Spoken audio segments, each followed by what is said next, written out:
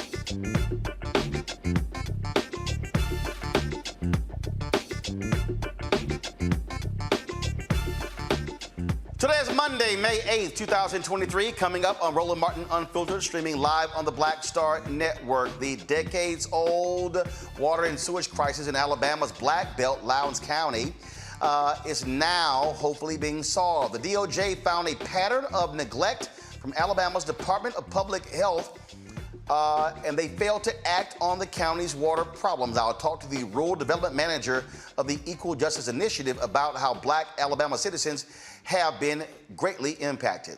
It's Mental Health Awareness Month, and I'll talk to a licensed professional counselor about how the rise in mass shootings affects people's daily lives and mental well-being.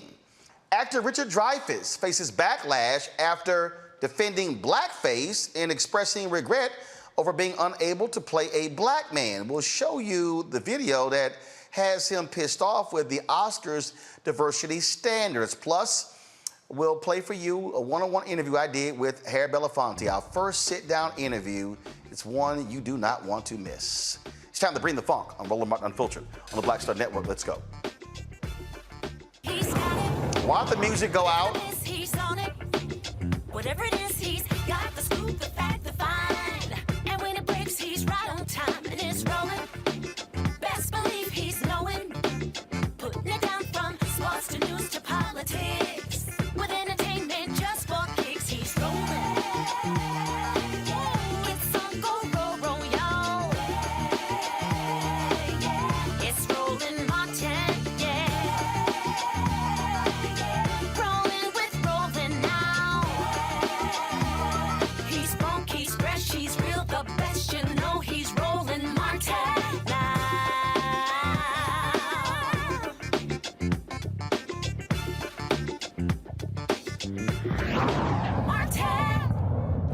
Folks, late last week, the DOJ released the findings of its first environmental justice investigation under Title VI of the Civil Rights Act of 1964. It's in an area of Alabama that's called the Black Belt. According to the DOJ, the investigation uncovered evidence that the Alabama Department of Public Health had a pattern of neglect and failed to act on water problems in Lowndes County, about 30 miles southwest of Montgomery, the state's capital. 51,000 homes in Lowndes County. 60% of them have inefficient sewer systems. Catherine Coleman Flowers is the CEO of the Center for Rural Enterprise and Environmental Justice. She joins me now from Huntsville, Alabama. Catherine, glad to have you here. This is a perfect example, Catherine, of an environmental issue that's a race issue that involves the Department of Justice. Christian Clark was there last week where they announced those findings. Let people know again how the life of black folks impacted by an inadequate water sewer system. Well, first of all, Roland, thank you for having me here. I grew up in Lowndes County, so I know what it's like to have a failing septic system. I know what it's like to use an outhouse. But a lot of people, I was surprised when I moved back to the area to find out that people were still living like that. And what's even worse now is that if you're living in a home where your septic system is failing, usually what people do when it fails, it comes back into the home. And or it will be outside of the home, or people disconnect it, and that's when you see the toilet paper and so forth outside the home. Then there are a lot of people that can't afford them because they're so expensive, and they just have it growing into a pit, as you see in one of the photos that's there. We've gone to places where we've just seen sewage all over the areas because people didn't have treatment.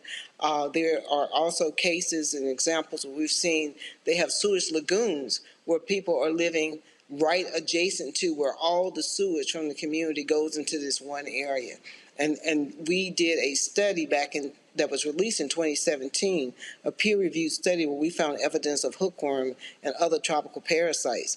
And when this study was released, the state health department put on its website that it was not valid because we used PCR technology, which was not approved by the FDA.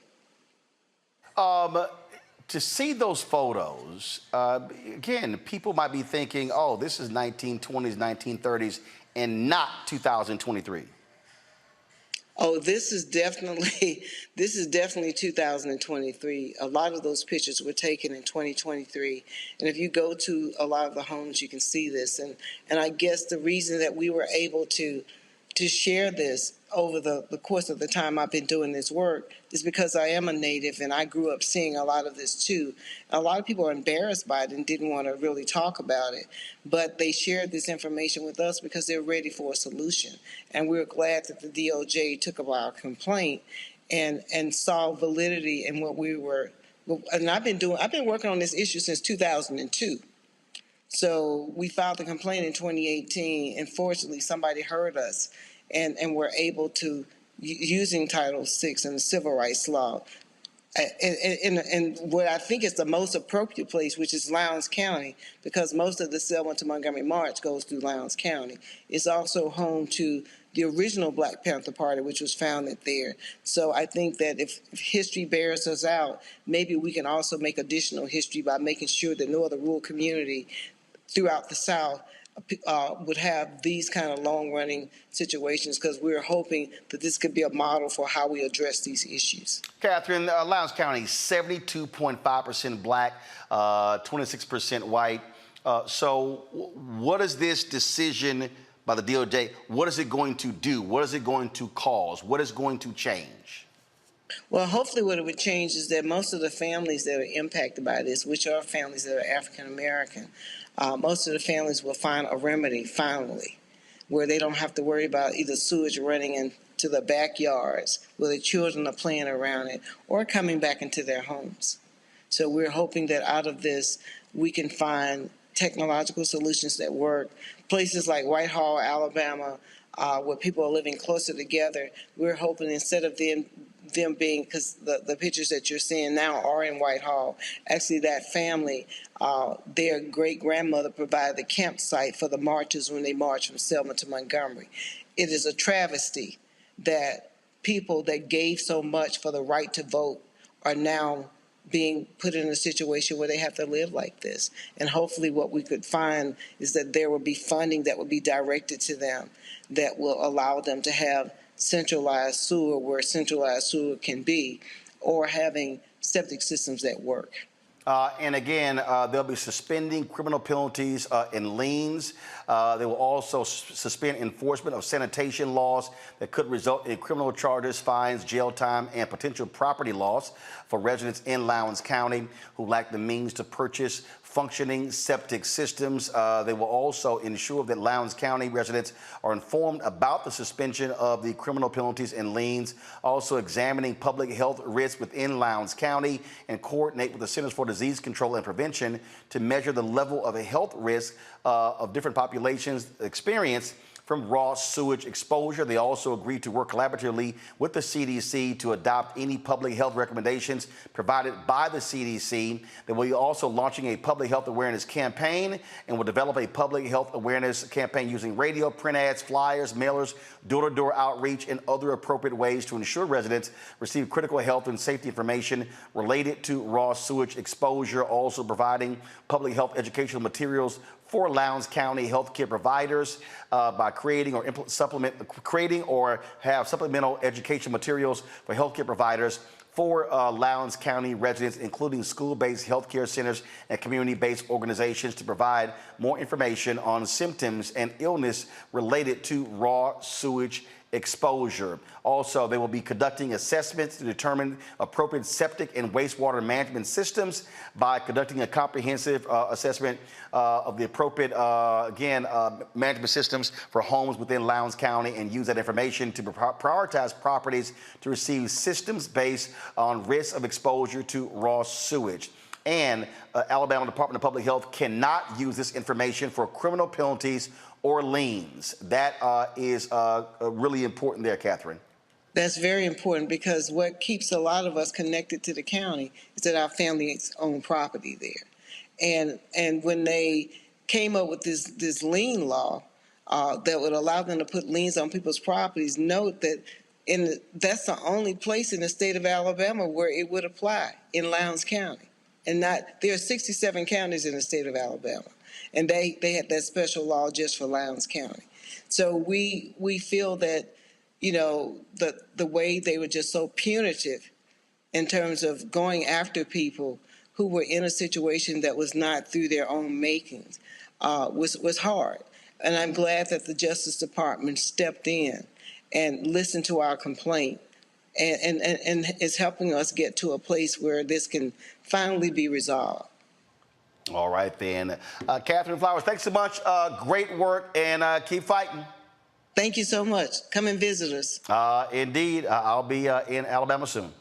Thank you. Take care. Thanks a lot. All right, folks, so we come back. I'll talk to my panel about this on Roland Martin Unfiltered on the Black Star Network. YouTube, folks, hit that like button. Also, download our app, Apple phone, Android phone, Apple TV, Android TV, Roku, Amazon Fire TV, Xbox One, Samsung Smart TV. Join our Bring the Funk fan club. Your dollars make it possible for us to do what we do. Send check and money orders. P.O. Box 57196, Washington, D.C., 20037-0196. Cash App, $RM Unfiltered. PayPal is R Martin Unfiltered. Venmo is RM Unfiltered. Zelle, Roland at RolandSMartin.com. Roland at RolandMartinUnfiltered.com. And be sure to get my book, White Fear: How the Browning of America is Making White Folks Lose Their Minds. Available at bookstores everywhere. Amazon, Barnes & Noble, Target. Download your copy on Audible. I'll be right back.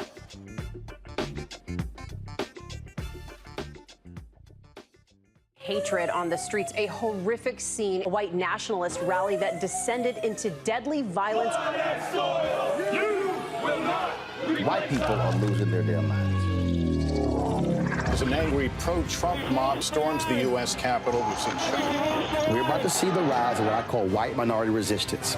We have seen white folks in this country who simply cannot tolerate black folks voting. I think what we're seeing is the inevitable result of violent denial. This is part of American history. Every time that people of color have made progress, whether real or symbolic, there has been what Carol Anderson at Emory University calls white rage as a backlash. This is the rise of the Proud Boys and the Boogaloo Boys. America, there's going to be more of this. Here's all the Proud Boys, guys. This country is getting increasingly racist in its behaviors and its attitudes because of the fear of white people. The fear that they're taking our jobs, they're taking our resources, they're taking our women. This is white fear.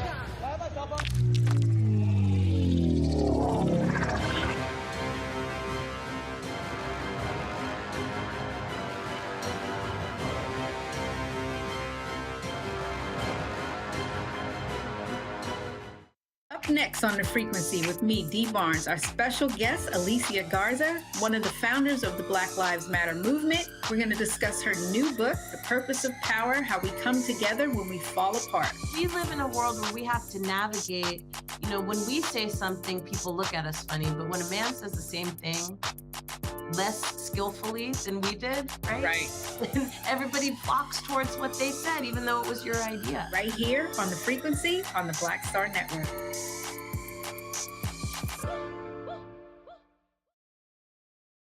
Hi, I'm BB Winans. Hi, I'm Kim Burrell. Hi, I'm Carl Payne. Hey, everybody, this is Sherry Shepherd. You're watching Roland Martin Unfiltered, and while he's doing Unfiltered, I'm practicing the wobble.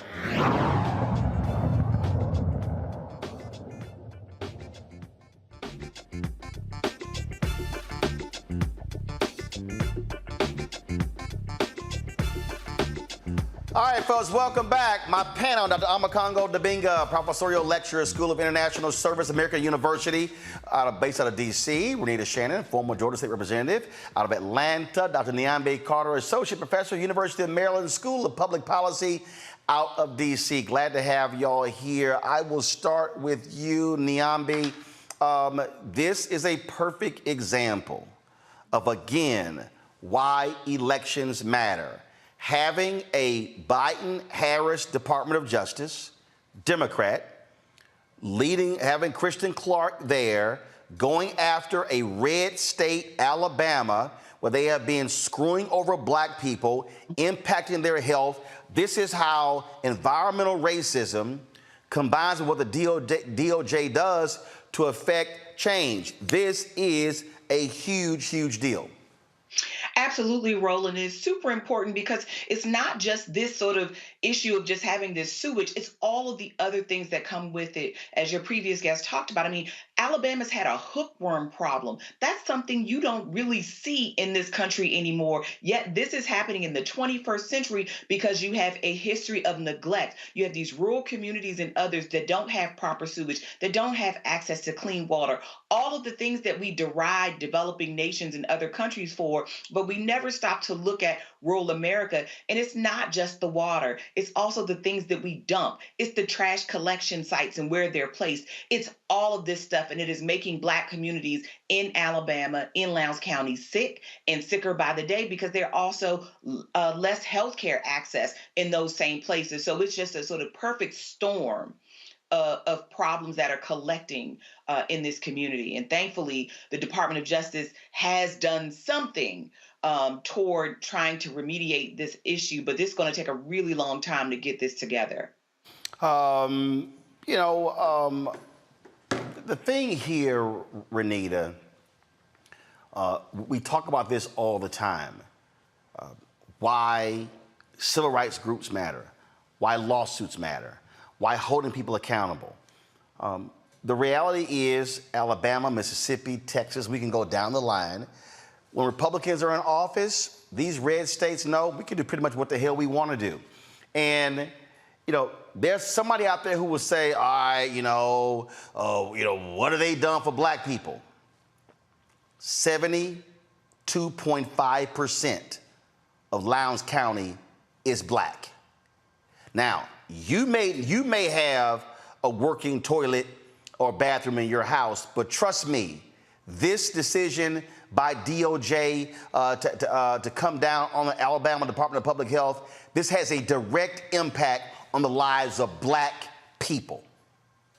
This absolutely has far-reaching consequences, and this is a great example of what we mean when we talk about environmental racism. You're absolutely correct. This situation with Lowndes County, unfortunately, is not the first time that we've seen a Republican majority-controlled state just allow a black county to just languish and have environmental issues. And as you said before, this, I'm thankful that the DOJ stepped in, but as you talked about before, this really has far-reaching consequences. Tonight I'm wearing a shirt that says Black Birth Matters, and this is actually supporting a group of black doulas in New Orleans that works to make sure that those who are giving birth are having good health outcomes. But when we talk about environmental racism and what's happening in Lowndes County, these two issues don't look connected, but they are. You cannot have healthy, successful pregnancies if you are not able to drink clean water and have air that is appropriate to breathe. And so, and I know that environmental issues usually don't rank high when people think about who they're going to vote for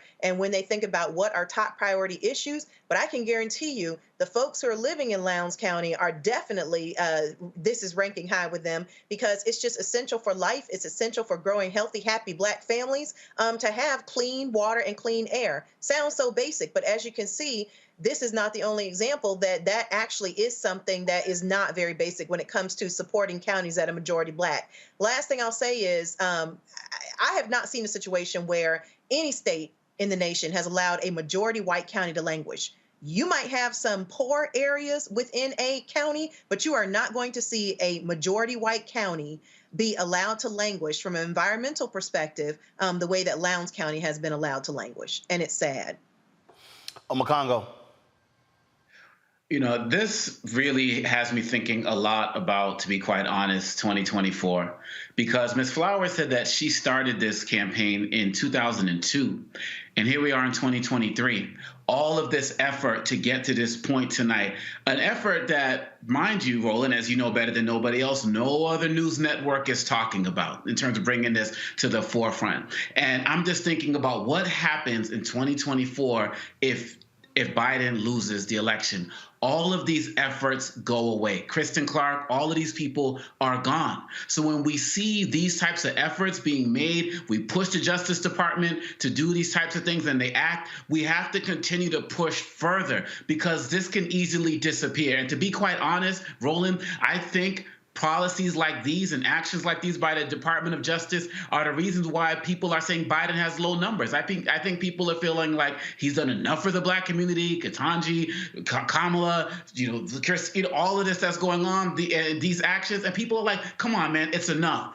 But we can't stop. We have to keep demanding more because it's clearly leading to results. And lastly, I will say, Roland, you've been talking about Selma multiple times and how the condition is left in Selma and people are not talking about an economic plan for Selma, Black folks in particular. When we talk about that economic plan, it has to include counties like Lowndes County because she talked about that connection to the civil rights movement. So we have to applaud the DOJ for what it's doing. We have to stay engaged to make sure that we can get 2024 so we can get more of this going into 2024 and beyond. And we also have to make sure that we as Black people are going back to snatch up our communities that have such a powerful legacy and making sure we're doing our best to take care of them economically as well. Absolutely. And again, this is one of those things where I've said repeatedly the Biden administration should be pushing, should be touting, and not just just having DOJ send items out. And part of the deal in politics,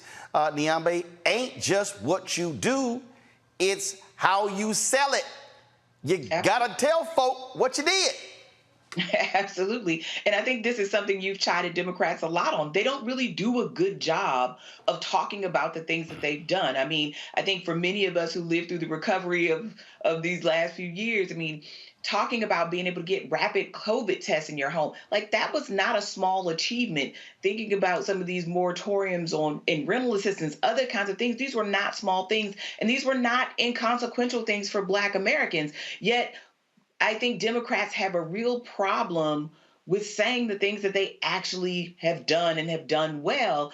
And I think this is going to be one of those things, unfortunately, to Dr. DeBanga's point just a moment ago and yours also, is that this is not a small thing. I mean, environmental justice, if we're really going to be honest about it, is a Black issue. It's something that started with Black communities, and it was Black people laying down in the street in Warren County, North Carolina, that moved this thing that we call environmental justice to the fore. Yet we talk about environmental concerns as if they're not Black issues, but we know they rank high in Black communities all over the country, whether you're talking about Newark or you're talking about Selma. So we know this is an important thing for our communities. Our communities are hotter, more underserved. We have poor temperatures, poor air quality in our community. So all of these environmental issues matter to us. Yet you have here a Department of Justice stepping into a place like Lowndes County, which has multiple health violations.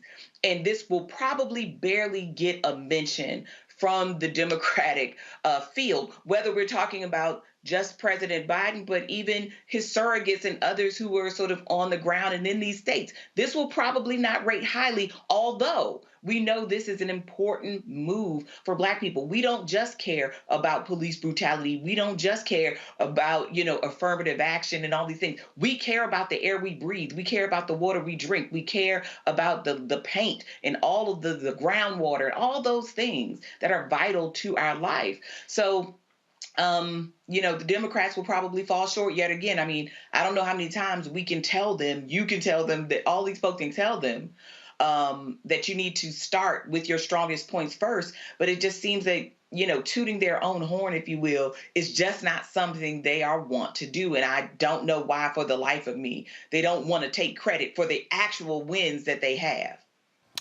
Absolutely. And Renita, again, going into 24, they better do a hell of a lot more.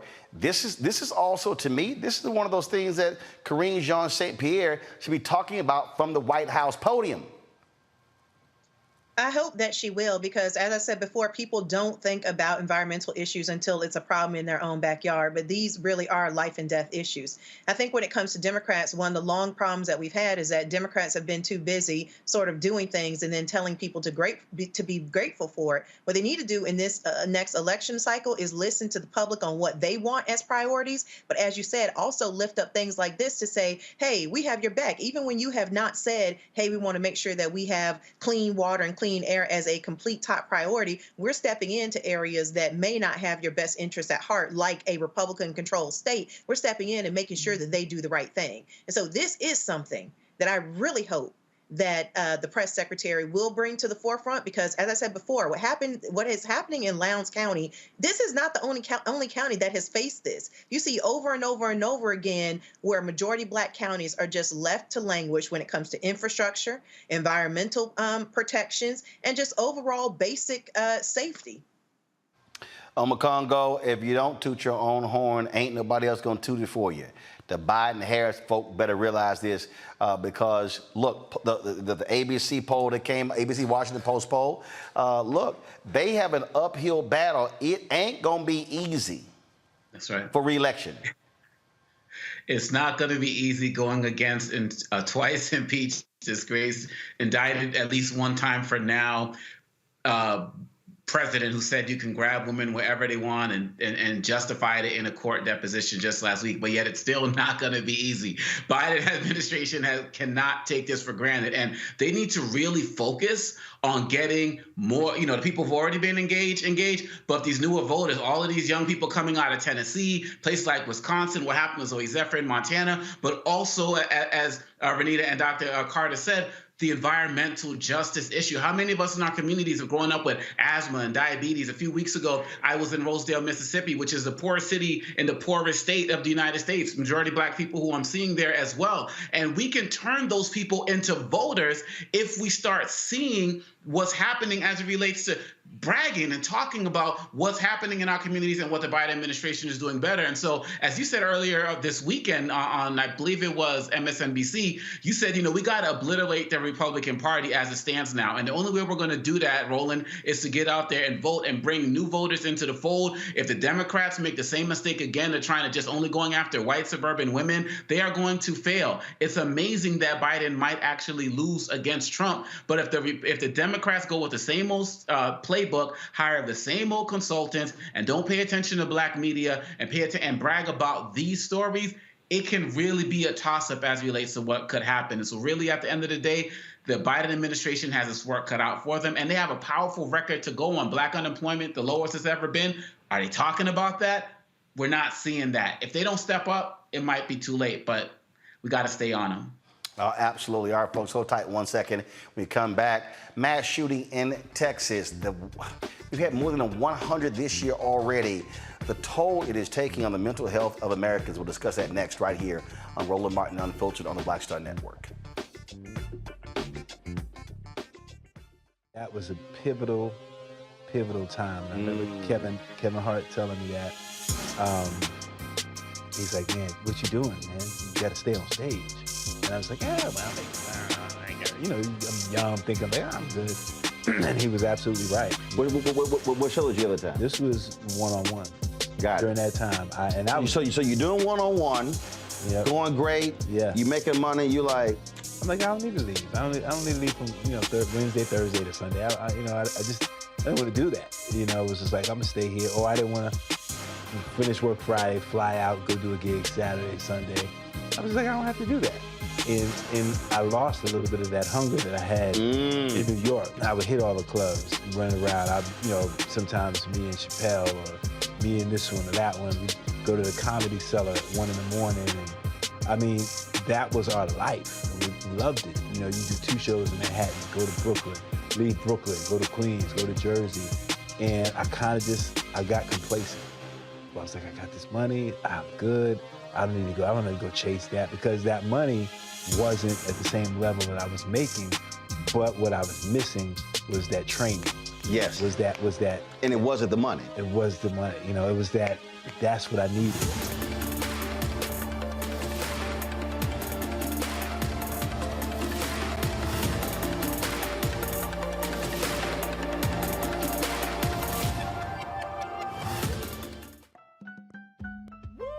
We're all impacted by the culture, whether we know it or not. From politics to music and entertainment, it's a huge part of our lives, and we're going to talk about it every day right here on The Culture with me, Faraji Muhammad, only on the Black Star Network.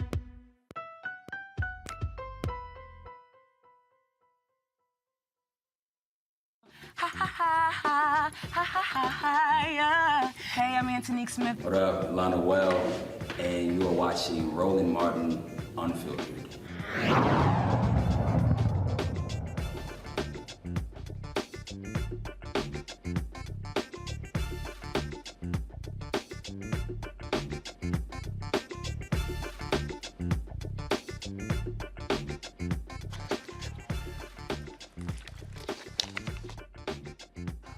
All right, folks, it is May 8th, and already there have been 15 mass shootings in America in the last 8 days. As these shootings become increasingly more common, so has anxiety surrounding the likelihood of these events. Folks, this weekend, we saw what took place in Texas. 7 people shot and killed at a mall in Texas. Robin May joins me now from Lithonia, Georgia. Robin is a licensed professional counselor. And Robin, I must tell you, it is, I've seen social media posts where there are people who said they have adjusted what times they go to public events, when they go to the mall. They've adjusted what they wear, how they walk, where they park. And that's a whole lot to think about when you're just trying to just go out. Absolutely. Absolutely. And Roland, what's interesting, even when you were just giving those statistics, I found myself having to take a deep breath at just the reality. What's so interesting is that it was just a mass shooting here in Atlanta and also in Texas, where I am from. And so I even find myself, I do this for a living. I help people navigate this terrain for a living. And I find myself looking over my shoulders, watching people a little bit closer, trying to figure out what's going on. And I want to say this to everybody who's watching me. I've said this before on your show, Roland, and I'm just going to have to be the poster child for this. I want us to understand that our souls, hear me, our souls have a capacity. There's only so much we can carry. And so because we cannot control all the environments, it is wise to figure out what you can do to make yourself feel safe, and not only yourself, your family members. And so one of the things I'm doing tonight, my daughters don't even know this, we're having a Come to Jesus meeting, and we're going to sit down and talk about what is the strategy for safety for our household. But there's something else I think we need to do, Roland, and I want you to hear me. I want everybody listening to hear me. What often happens is that we wait for the crisis to start dealing and tending with our hearts and our souls and our anxiety. What I want all of us to do is start making wholeness and wellness a lifestyle so that you can begin to release some of that stuff that we're carrying, because we shouldn't have to carry all of this. And so that starts with learning how to take breaks and to set boundaries from all of this information that we're taking in? I am looking here. I'm looking at this particular tweet here, and it's just crazy. A 6-year-old. I mean, you want to understand the impact of this. A 6-year-old, you might, I think we might have seen it, maybe on my screen. A 6-year-old lost his mom, dad, and 3-year-old brother in the Texas mall shooting. Only he survived and was just released from the ICU. There's a GoFundMe. They were trying to raise $50,000. So far, they raised $581,000. And this is the thing here, Doc. You got folks who are just, I mean, I know some people who literally, they are scared to death when their children leave home, because places that we used to think, I mean, I remember when parents were like, drop the kids off at the mall, everything will be fine. Now, in that case, oh, they can go to the park. Nope. I mean, again, movie theater. Nope. And it is just this culture of guns in the society is just utterly ridiculous. You know, Roland, it's interesting because when I was thinking about our conversation, I was thinking about where do I feel that you can go where there's not going to be an issue. My husband, I pastor a church here in Lithonia, Roland. I don't even know that you can say that you're safe at church. And if you don't feel safe at church, everywhere is a place where we can feel uncomfortable. And, you know, Roland, I think this is what's happening. I believe this is a larger problem. And if I had the opportunity to speak to the decision makers in our government, I would say this really boils down to a worldview. Because as long as we believe it's just me, myself, and I, that's the only thing I have to worry about, I don't have to worry about anybody else, we won't begin to make the gun laws that are necessary to make a change, because there is no reason that people should have access to guns so easily. And I'm saying this from a mental health perspective. Let's put as many boundaries in place. I don't want to take anybody's right. I am woman, hear me roar. I want all of my rights. But let's put some boundaries in place so that we can start to mitigate some of this. And if we don't do that, if we continue to have the worldview that it's just me, myself, and I believe these things will continue to happen. Oh, absolutely. You know, what's interesting to me is when you look at some of these people who are complaining and who are upset. I've got a lot of these right-wing folk. And they were so mad and upset what I said over the weekend on MSNBC. And I said, you know, we've got to take these Republicans out, where they must be defeated. When you have people who refuse to do anything about guns, and in fact, their responses, here's what's crazy to me, their responses are, oh no, let's just do open carry. I mean, in Tennessee, the response to the mass shooting in Tennessee was to say, oh no, let's let people just be able to carry guns without a permit. That's unbelievable. Roland, listen, okay, can you and I just sit here for a minute and just talk about what is the challenge? Again, I want everybody to hear me. As a mental health therapist, my job is to make sure that people feel safe to express fully what they feel and what they believe. And personally, I believe we all have our rights. But what is wrong with just saying, if there are 10 steps right now to get a gun, and quite frankly, I think it's about 3, but if there are 10 steps right now to get one of these weapons, what's wrong with just putting 15 steps in place just to make sure that somebody doesn't get their hands on it who isn't ready or who can't handle it or who has evil intentions? But again, I want to say this, Roland, let me jump back to this mental health aspect for all of us, because while we're waiting to make change, we have to figure out what we can do for ourselves. So I really want to encourage people to create their own strategy. What can you do to feel? Now, you can't control it all. Let me say that again. You cannot control it all, but you can do some things to make yourself feel as safe as possible, even if that means, like I said, sitting down with your family and talking through what time do we need to all be home? How do we check in with one another? What is our code word? When we go places, what are we looking out for? That is one of the ways that you can take some semblance of control back. Renita, your question for Doc. Well, thank you for talking with us tonight. I guess my question is really around what are people supposed to do as far as relieving the chronic stress that they're living under due to these mass shootings? Because as Black folks, we already live with chronic stress because there are things that have gone unresolved in our communities, which are also a part of this issue, like police brutality, police just, killing Black people with guns. So there are already chronic stress issues that we deal with. You mentioned before about taking a break.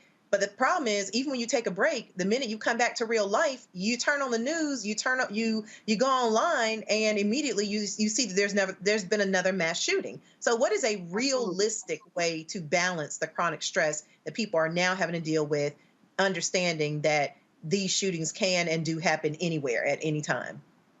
So I'm so glad you asked me that question because can I tell you what I believe the crisis is? Again, I said this a little bit earlier. What I find when people come into my office virtually and they sit on my virtual couch, what I find is that we want to start implementing crisis management in our hearts and in our souls and in our lives once the crisis happens. What I want us to realize is that we have to create a lifestyle of taking care of our souls. Listen, I know that there's this popular mantra now of self-care, and I believe in self-care, but often we minimize that to getting our nails done and getting our hair cut. What we need to understand is self-care has to go a little bit deeper. We need to start looking into soul care. What are the ways that you care for your soul? I can't tell you how to do that, but we have to begin to identify that. But I'm going to give you the very first thing that I tell anybody I talk to. Hold space for yourself. Hold space for yourself, because what often happens, particularly in the Black community, we ignore what we feel. We ignore what we feel and we brush it to the side and we push it to the side. But I'm going to tell you something. That feeling is going to show up. It's going to show up in how you respond to your kids. It's going to show up when you're driving down the street and you're blowing your horn. So we've got to hold space for ourselves. We have to have a space where we can say, I'm tired. I'm overwhelmed. I'm shook. I can't do this right now. We have to learn to set those boundaries and not be afraid of setting the boundaries. Congo? So, Dr. Mayor, I want to talk about the kids, high school students, middle, elementary school. When I was a kid and there were shootings that would happen, there would always be stories about there's going to be grief counselors at the school. And in the hood, we were like, they're never coming to our schools. You know, they were going to like the white schools, the suburbs and the like. And so I'm wondering from your experience, is there a particular type of stress that is different in the Black community in terms of how therapists and counselors should be responding to these mass shootings? Because following up on part of what Renita was saying, you know, some of us in our communities are already dealing with other types of violence, including individual targeted gun violence as well. So should counselors be taking a generic approach to how they deal with all young people in these mass shootings, or should they look at it a little bit different as it relates to our communities? Well, any therapist works their salt, work their weight, understands that you cannot have a generic approach. You know, I am not a child psychologist, but I will say as a mama to children in each age group, elementary, middle school, and high school, I will say that I know that any therapist that has done the work understands that we do need to create strategies that are appropriate for our culture. And what that looks like can be different because, you know, we are not a monolith. And so what that looks like can be different. One of the first things I believe, though, is helping children be able to identify feelings. Helping children be able to identify feelings, particularly in our community. And listen, that can be as simple. If any parent is watching me right now, that can be as simple as pulling out your phone, Googling a feelings wheel. I'm giving you a strategy right now. Pull out your phone with your child, pull out and Google feeling wheels and help your child learn how to identify what they are feeling and not watch this, because this is what often happens in our community. We'll tell them to suck it up, tell them it's nothing wrong with what they are feeling. Another strategy that can work with young people, this is what I do with my own children. I admit age appropriately what I am feeling. Age appropriately what I am feeling. And then I share with my children what I'm trying to do to deal with it, because what that does, and my husband does this as well with the children, what that does is help to normalize what they are experiencing. And then lastly, remember when I said earlier to create space for yourself? I need everybody to learn to create the space for their children. And what does that look like? Even if, now I know this is going to sound pie in the sky, out to some folks, but I want you to trust me, even though you don't know me. I want you to consider setting a time one day out of the week where you and your children just sit and talk about what you're feeling. Ask them what they know about what has been on the news. Give them the space without retribution, without getting in trouble, without telling them to suck it up. Give them the space to be able to communicate what they are feeling. You'll be blown away with their insight into what they're experiencing. Nyambi. Yeah, so I wanted to talk about how we don't conflate mental wellness, mental illness with violence. Because I think every time these events happen, we always say, well, the person was mentally ill, the person was mentally ill, it's obvious. But there are lots of people who are struggling with mental illness who are not violent, who do not resort to shooting people in the mall or at the grocery store or church. So how can we have a more responsible conversation around mental illness and whether that motivates shootings, and also these broader, kinds of considerations around mental illness and mentally ill people, and making sure those folks get the supports that they need, even ourselves who are struggling with mental wellness and mental illness for numerous and sundry reasons, from the stress of these shootings, from the stress of being Black, from the stress of being women. So how can we have a responsible conversation about this that does not demonize mental illness or cast mental illness in a violent light? Yeah, that is a really intense conversation, and it's one that I've been having with a lot of colleagues. One of the things that I like to say is that multiple things can be true at the same time. And so you absolutely are right. I work with people all the time, every single day, who have severe mental illness, who have never gone out and performed these types of acts. And so, yes, what happens, and I believe, and this is my first time talking about this on a stage like this because it's such a sensitive conversation, but I believe what often happens is that human nature cannot be, number one, controlled. It cannot be fully understood, and it cannot be put in a neat box. Let me tell you what I mean by that. We want to fully understand all of human nature and be able to say, this is why this person did that. We want to be able to put it in a neat box so that we can put it on the shelf. And I just have found that it's not that nuanced. It is hard for me to say, watch this, I know this is going to be a bit controversial, but I'm here now. It's hard for me to say that somebody that shoots up a mall or shoots up a church or shoots up a school, it's hard for me to say that that person is mentally well. I believe that there is something going on, even if it is something that is undiagnosed, or even if it is a person. Now, we can get into mental illness, personality disorders, but that does not equate to the person who is mentally ill also being someone that's going to commit violence. We have to parse that conversation out so that people are not ashamed to come and say that I'm not doing okay. And I believe that conversation needs to continue to be had in safe spaces, because people like me will be hesitant to talk through it because you don't want the backlash, but it's a broader conversation that I believe needs to be had consistently so that everybody can have a greater understanding of mental illness. And I want to say this as well. I believe that mental illness and mental wellness needs to become ingrained from childhood, understanding what that is. I believe it needs to be talked about at church.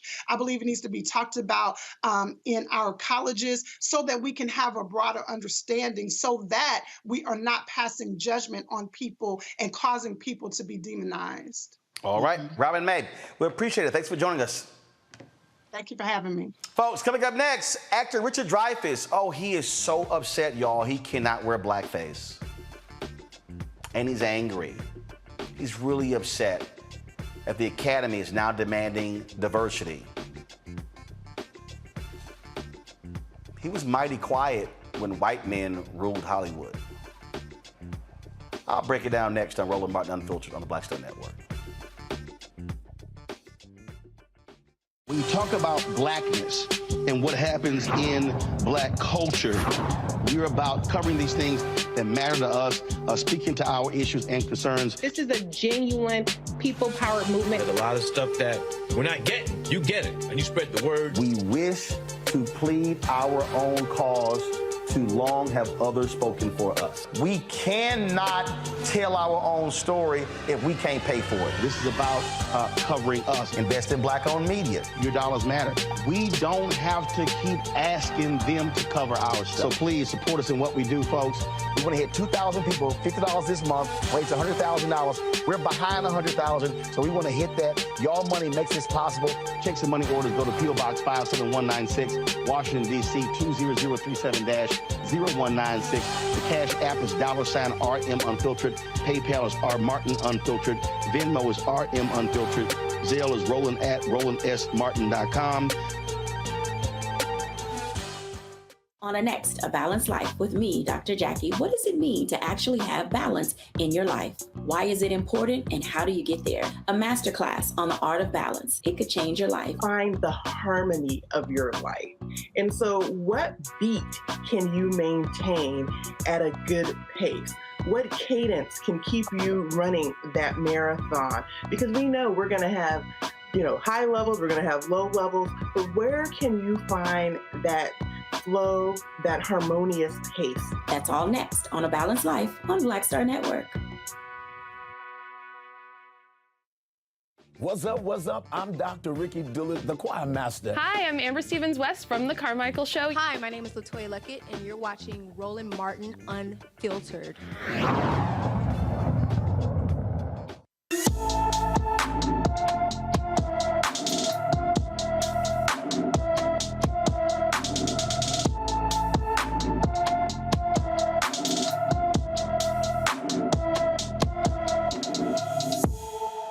16-year-old Zani Valentine has been missing from Columbia, South Carolina since March 7th. He's 5 feet 8 inches tall, weighs 135 pounds, with black hair and brown eyes. Anyone with information about Zani Valentine is urged to call the Richland County, South Carolina Sheriff's Office at 803-576-3000, 803-576-3000. Oh my God, y'all. Oh my goodness. Oh my goodness, what happened to the good old days?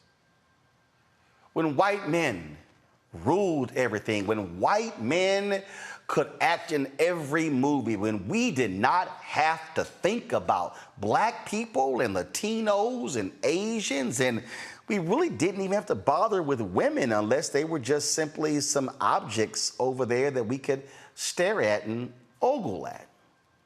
Well, the Academy has been contending with the lack of diversity. Remember Oscars So White, which was started by April Rain, and they have been trying to force the change. There are people who don't like that. They're upset. They're upset because they now don't have the pick of everything. They now don't get to control everything. They're really upset because now they're demanding that you actually have diversity. Actor Richard Dreyfuss is upset because the Oscars are actually creating rules when it comes to movies nominated for Academy Awards, that they have to have a certain level of diversity. Oh, Richard, an Oscar winner. Oh, white man Richard is not happy. This is an art form. It's also a form of commerce, and it makes money, but it's an art. And no one should be telling me as an artist that I have to give in to the latest, most current idea of what morality is. And what are we risking? Are we really risking hurting people's feelings? You can't legislate that. And you have to let life be life. And I'm sorry, I don't think that there's a minority or a majority in the country that has to be catered to like that. Yeah. You know, Laurence Olivier was the last white actor to play Othello. And he did it in 1965, and he did it in blackface.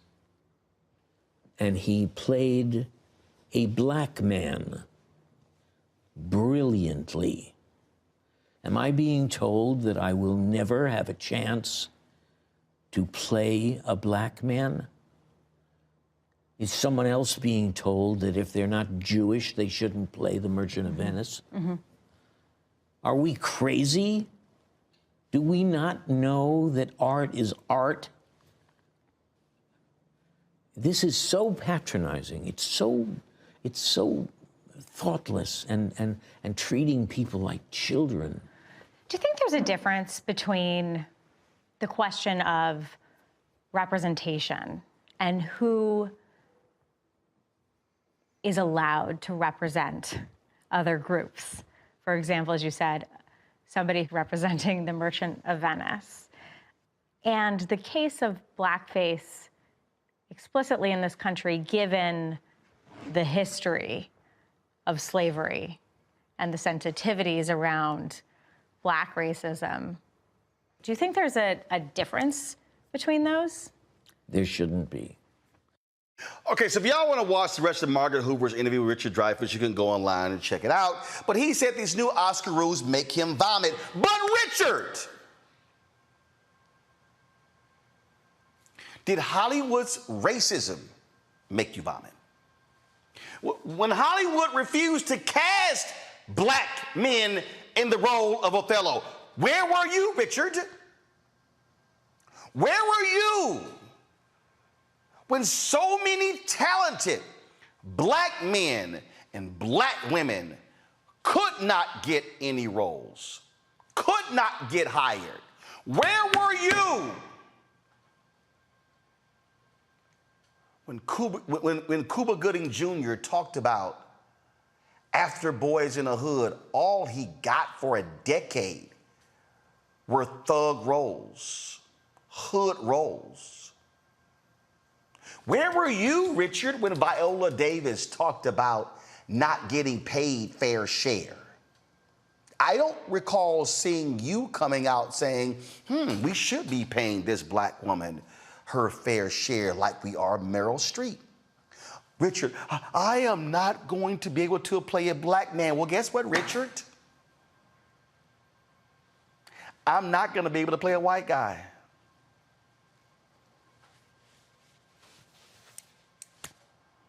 You also are lying because Sir Laurence Olivier was not the last actor in blackface. See, you said he played Othello. Robert Downey Jr. played a man in blackface in the movie. White chicks. Marlon and Sean played two white women. See, what you will not hear in that interview, we can't legislate people's feelings. Oh, but we can start demanding there be parity, there be equity. If y'all want to understand why I wrote my book, White Fear, it's Richard Dreyfuss. Always enjoyed his work. But see, the Richard Dreyfusses of the world, what they don't like, they don't like the new rules of Oscars. But the reason you have new rules from the Academy is because white men in Hollywood refuse to actually acknowledge black people and women and Latinos and Asians and Native Americans because they refuse to recognize the talent. Now, it's art. It's art. It's the art of the job. But what about when black folks wanted to express and show the art? Hollywood said, oh, no, black movies don't do well overseas. Lie. Where was you, Richard, where was your concern for black directors, black producers, black screenwriters, black actors and actresses? Please, Richard, explain to me that if I had to sit here right now and name the number of black men who have won Best Actor in the Academies.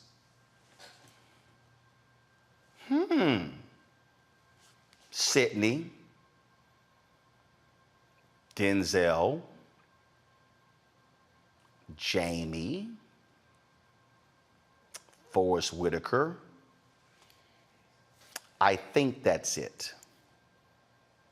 If I had to name the number of black women who have won Best Actress, Halle. Some of y'all watch and say, Viola. Nope. She won for Best Supporting, not Best Actress. Because that year they chose not to nominate her in the Best Actress category because they felt it was too steep. So they put her in the Best Supporting Actress. Ever dawned on you, Richard? That's all we can name?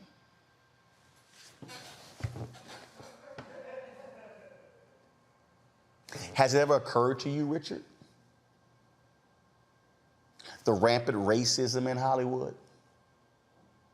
Richard, has it ever occurred to you, literally, how Hollywood, from its beginning, has been racist? Richard, please go read, let me go ahead and pull it up.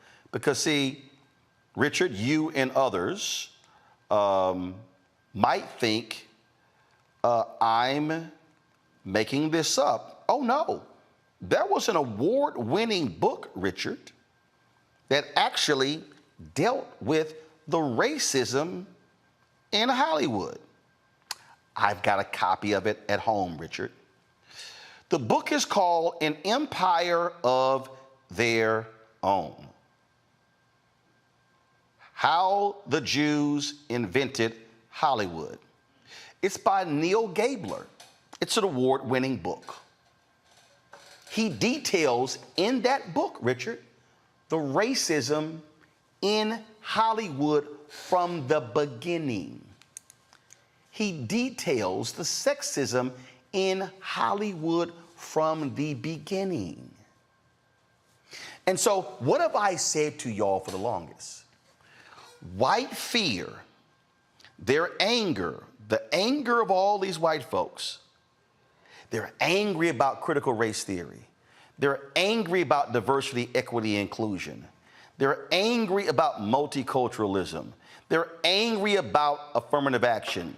They're angry about all these things, and they're angry about these things because they're upset that they don't get to have the white America that they used to have. See, Richard said, oh, these things will work themselves out. Really?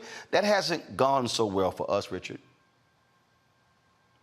Things haven't really gone that great for us in that area, Richard. We really haven't worked out. King had a book called Why We Can't Wait.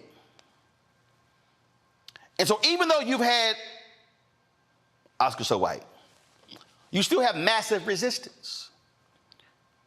Oh, by the way, Richard, and I know you did a movie with Barbra Streisand, but my goodness, how does a movie that she directed be nominated for Best Picture and the director not nominated? How many women have won Best Director? I think it's one. So you sit here in your white maleness and you complain against the rules. What you don't complain about is what led to the rules. See, Richard, if you don't have racism, you don't have new rules. If you don't have exclusion, you don't have new rules. If you don't have the shunting of people off to the hinterlands, then you don't have new rules. Pull the Betsy DeVos tweet. Betsy DeVos wrote a tweet complaining about critical race theory. saying the reason our kids and the history scores are so low today is because we're teaching CRT. Ooh, Betsy, would you really like for us to teach about American history and the Declaration of Independence? Would you really like for us to teach about the Constitution, Betsy? If you do, you really want us to go deep on the founding of America? Y'all, she calls out CRT. She calls out the 1619 Project. No, Betsy, you don't really want to do that. Just like I don't think Richard Dreyfuss really wants to have a deep conversation about racism in Hollywood. See, Richard, I would more than love for there not to be rules when it comes to diversity in movies. I would love an America for there not to be targets and goals when it comes to contracts. But here's what I do know. In media, $322 billion is spent every single year, and black-owned media gets 0.5 to 1%. What I do know, Richard, the federal government spends $560 billion a year on contracts, and black businesses get 1.67%. What I do know, Richard, is that it's rare as hell for black people to be honored by the Academy Awards. It's actually rare for black men to be lead characters on television and film. Shamar Moore was complaining over the weekend about CBS canceling SWAT, and he said he was the only black male lead of a drama on all of network television in 2023. So, Richard, you're a 75-year-old white man. And it's very easy for a 75-year-old white man to talk about the art. The art. Oh my God, the art. It's the art. Everything's about the art. When there's been systematic exclusion of black folks in every facet of this society, including so-called liberal Hollywood. So, Richard, forgive me that my violins have taken the night off. Forgive me that I really don't give a damn about your hurt little feelings. Because the reality, Richard, we're not going anywhere. And white folks like you are going to have to accept the reality that we ain't going anywhere. And you might be a little upset. You actually probably a little pissed off that you don't get the pick of roles that you used to. Because you now have to share with black and Latino and Asian and Native American actors. Oh, you can talk about The Merchant of Venice. But the reality is, we've seen folk who are not Jewish play those roles. We've seen individuals who are not Italian play those roles. John Leguizamo was literally complaining about that very same thing. So this idea that this isn't happening, it's not true. What you don't like is that the Academy has finally said to all of white Hollywood, and by the way, Richard, the Academy is still more than 80% white. What you don't like is they've said it's not good enough. Oh, lastly, Richard, you said it's art and it's also commerce. Richard, matter of fact, zoom in. Richard, I want to help you out. Black people have lots of money. Latinos have lots of money. Asians have lots of money. A study was done that says Hollywood is losing $10 billion a year because they failed to accept diversity. Richard, I'm sure Hollywood has now gotten the message that if they don't include black people and Latinos and Asians and Native Americans, we will happily go somewhere else. And they do not want to see other folk make that money and not them. You'll get over it, because we really don't care. We really don't. That's all I got to say. Congo, you can weigh in. You laid it out. That was class right there. It was truly in session. You know, one of the things I talk about in my book, Lies About Black People, was coming out in July, and thanks for the shout out on that book, Roland, as well on the blurb, is I talk about the history of blackface going back to 1830 with Thomas D. Rice, who was the first person to get out there and do these minstrel shows. He was a B-list actor, but by 1845, he was a superstar in a burgeoning industry. And so we go up to the present, and we can go down the list of so many people I talk about in the book who have played white people who had played non-white characters, everyone from Ramses to Cleopatra. I mean, here's a partial list, Roland. Ben Affleck, Fred Astaire, Marlon Brando, Justin Chatwin, Glenn Close, Sean Connery, Benedict Cumberbatch, Tony Curtis, Johnny Depp, Joel Grey, Alec Guinness. I can go on and on. Jake Gyllenhaal. The list goes on and on. They have made a fortune off of playing people who don't look like them, while people from all of these other communities, Black, Asian, Latino, get marginalized and don't have an opportunity to make that money. And that is the history of Hollywood. And so now that these guys have to actually compete with people who can actually play the roles that were written for them, it's almost like, oh my gosh, it's what do they call racism in reverse. And really, at the end of the day, I appreciate the fact that you're saying we don't care, Roland, because we have to be overly assertive in demanding what is ours. This man is talking about going back. Anytime you have a quotation talking about you missed the days of being able to go back to 1965, where you could do something like this, shows how behind you are. But when people are fighting for equality, that's going to look like oppression for people who've been able to dominate the industry for decades, since its inception. And you mentioned the other book as well. So really, at the end of the day, Black folks who are out there creating, all of these non-white folks who are out there creating and writing, keep doing what you're doing, keep fighting for the representation. Michael B. Jordan with the diversity writer and the like, because we have to make sure that our stories get told by people who sound like us and look like us, who, and at the end of the day, are us. So Richard Dreyfuss, you can have several seats, because we are not going to stop. Brenda.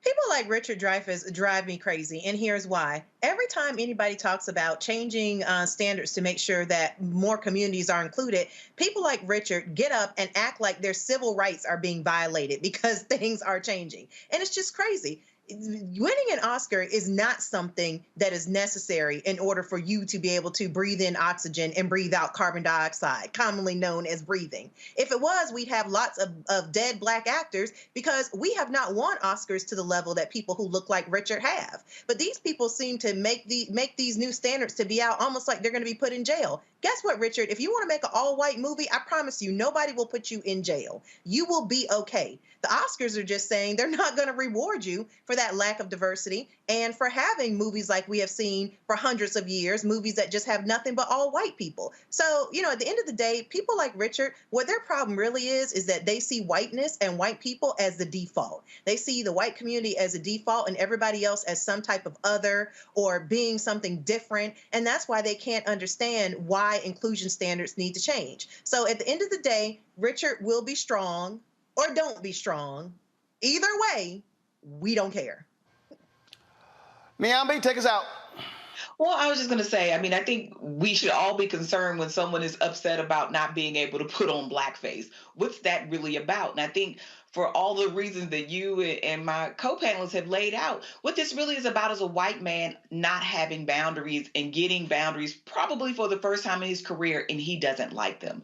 Saying that there are actual people who have darker skin, who are Black or who are Asian or who are Latino or who are indigenous, who can play these roles, it never dawns on them, right? Because white people can be everything to all people. White people are the only people that get to play in fantasy and make believe and make movies. But in this case, when the Academy and others are speaking back and saying, you know what, we're not going to do these old practices. We're not going to put people in makeup and prosthetics to make them look like the actual actors who are alive and who can perform these roles quite well. I think you see the tantrums that people are throwing, because what he's also saying is he doesn't believe that Black actors or Asian actors or Latino actors or indigenous actors are just as good, right? That if white people can't compete, if white men like him aren't considered for these roles, then somehow the casting is illegitimate. And hey, we've seen blind casting. It works. It's a thing. But that's not what he's really upset about. He's upset because somebody said that there are boundaries to his white maleness, and that's usually the key to everything.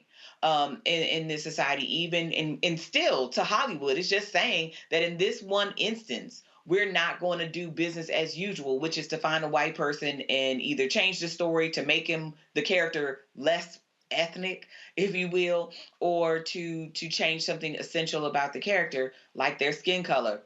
So, boo-hoo for Richard Dreyfuss, who at his big old age can't figure out how to be interesting and thoughtful and creative, absent, dark skin makeup. Yep. So, Richard, we don't care. We really don't. We don't care. Niambi, Renita, Amakongo, I appreciate y'all joining us today. Thank you so very much for being on the panel. Folks, coming up next, I sat down with Harry Belafonte in 2012 to talk about his memoir and his new documentary. It was an amazing conversation. You get to experience it, likely for the first time. You're watching Roland Martin Unfiltered right here on the Black Star Network. Hatred on the streets, a horrific scene, a white nationalist rally that descended into deadly violence. White people are losing their damn minds. As an angry pro-Trump mob storms the U.S. Capitol, we've seen shooting. We're about to see the rise of what I call white minority resistance.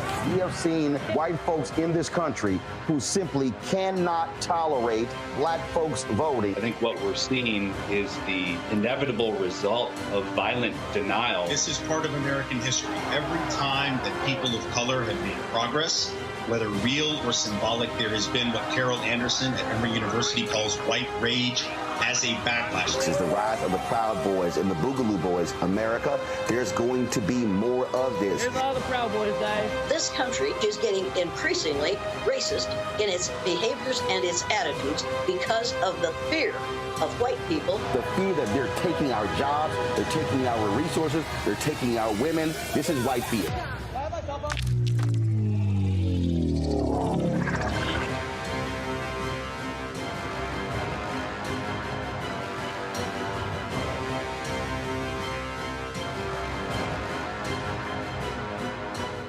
Hi, I'm Dr. Jackie Hood Martin, and I have a question for you. Ever feel as if your life is teetering and the weight and pressure of the world is consistently on your shoulders? Well, let me tell you, living a balanced life isn't easy. Join me each Tuesday on Black Star Network for A Balanced Life with Dr. Jackie. We'll laugh together, cry together, pull ourselves together, and cheer each other on. So join me for new shows each Tuesday on Black Star Network, A Balanced Life with Dr. Jackie.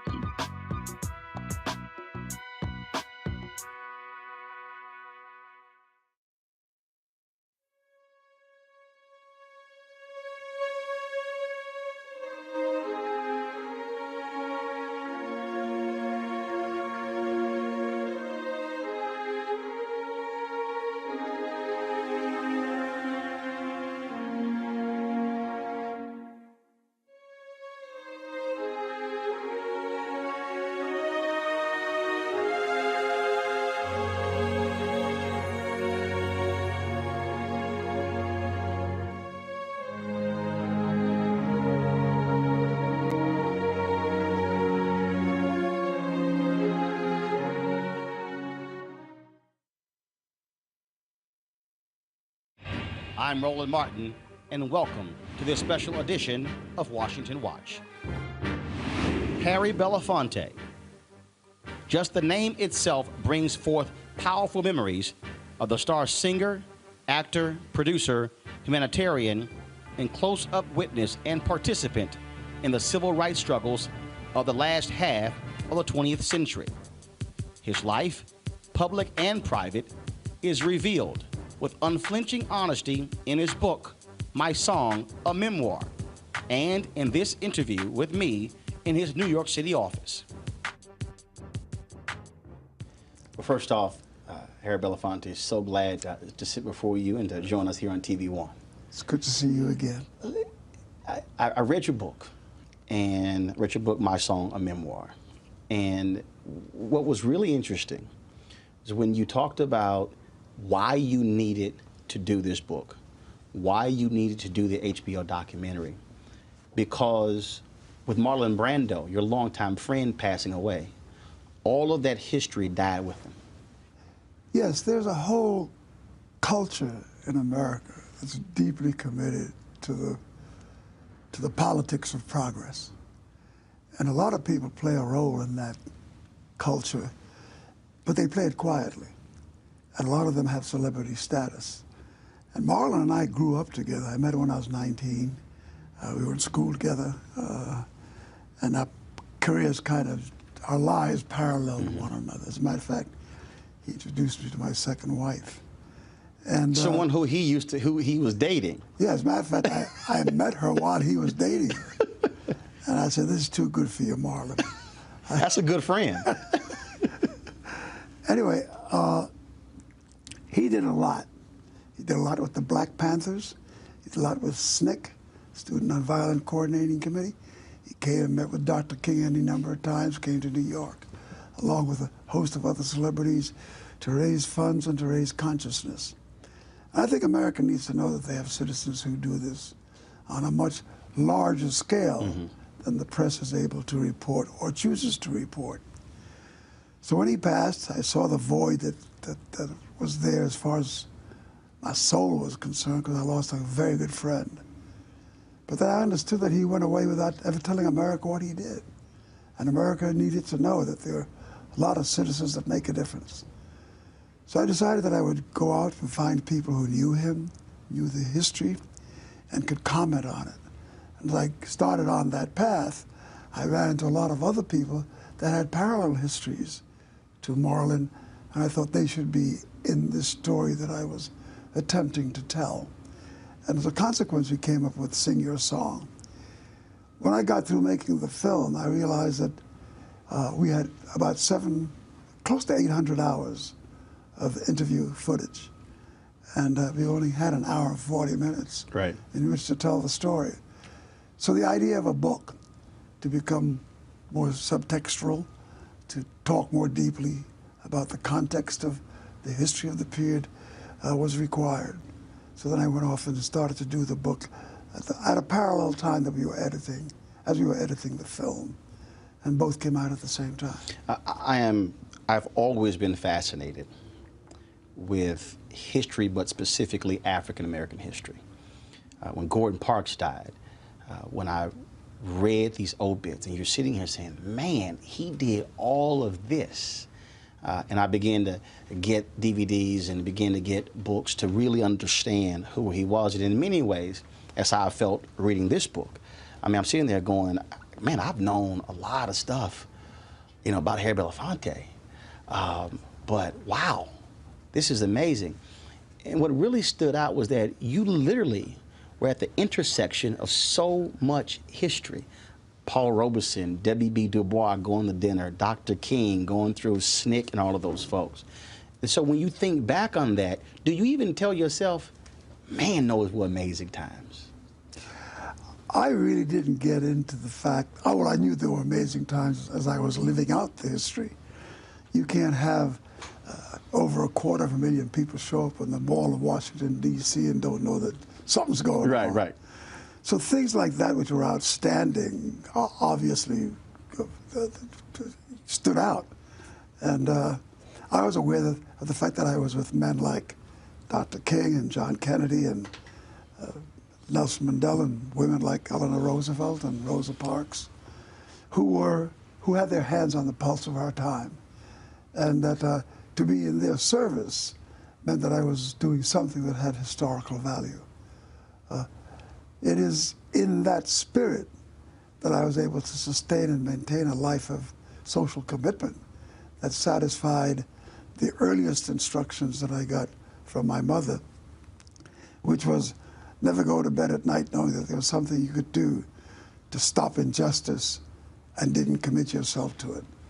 She said, make sure you always wake up every day doing something to help enhance justice. And with that instruction, which I got quite young, it just stayed with me all my life and became the thing that I measured most of what I did my life against. Next, Harry Belafonte's mother may have directed him towards a life of service, but life with her was difficult and damaging. Life with my mother was not easy. I didn't really come to understand her more fully until I'd gone through a whole period of psychoanalysis and began to look back into my life in greater detail to understand what were the things that really, what were her obstacles, what were the things that she had to overcome, and what price did we pay in her attempt to overcome these hurdles.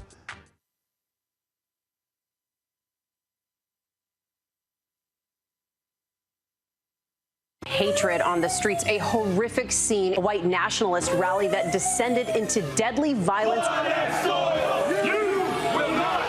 White people are losing their damn minds. As an angry pro-Trump mob storms the U.S. Capitol, we've seen We're about to see the rise of what I call white minority resistance.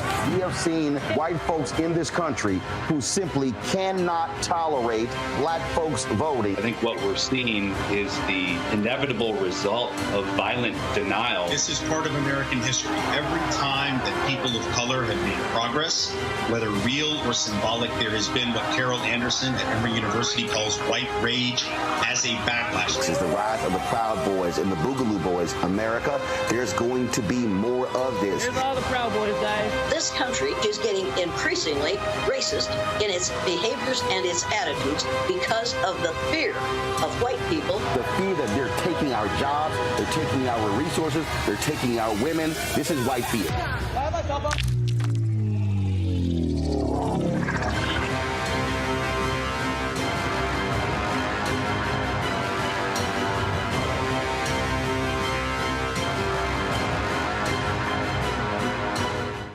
Up next on The Frequency with me, Dee Barnes, our special guest, Alicia Garza, one of the founders of the Black Lives Matter movement. We're going to discuss her new book, The Purpose of Power, How We Come Together When We Fall Apart. We live in a world where we have to navigate, when we say something, people look at us funny, but when a man says the same thing less skillfully than we did, right? Right. And everybody flocks towards what they said, even though it was your idea. Right here on The Frequency on the Black Star Network.